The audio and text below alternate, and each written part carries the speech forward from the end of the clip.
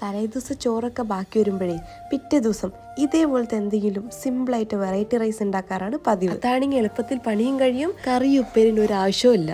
ഇന്നത്തെ എൻ്റെ റെസിപ്പി കുറച്ച് സിമ്പിൾ ആൻഡ് ഹെൽത്തിയും ആയിട്ടുള്ള ഒരു പാലക് റൈസാണ്.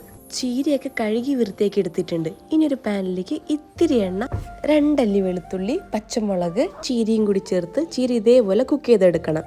ഇനി ഇതൊക്കെ ആറിയതിന് ശേഷം നന്നായിട്ട് അരച്ചെടുക്കണം. ഇനി ഒരു പാനിലേക്ക് കുറച്ച് എണ്ണ, ഇത്തിരി പീനട്സ് ഒക്കെ നന്നായിട്ട് സോട്ട് ചെയ്തെടുക്കണം. അതിലേക്ക് അരിഞ്ഞു വെച്ച സവാളയും നന്നായിട്ട് വഴറ്റിയ ശേഷം തക്കാളി ചേർക്കണം. തക്കാളിയൊക്കെ നന്നായിട്ട് കുക്കായി വരുമ്പോൾ ഇത്തിരി മഞ്ഞൾപ്പൊടിയും ഇനി അരച്ച പേസ്റ്റും കൂടി ചേർത്ത് നന്നായിട്ട് മിക്സ് ചെയ്ത് കൊടുക്കണം. ഇനി ആവശ്യത്തിന് ഉപ്പ്, നെയ്യും കൂടി ചേർത്ത് ഒന്ന് മിക്സ് ചെയ്ത് വേവിച്ച് വെച്ച റൈസും കൂടി ചേർത്ത് ഇതൊക്കെ ഒന്ന് നന്നായിട്ട് ഇളക്കി യോജിച്ച് കഴിഞ്ഞാൽ നമ്മളെ പാലക് റൈസ് ഇവിടെ റെഡി ആയിട്ടുണ്ട്.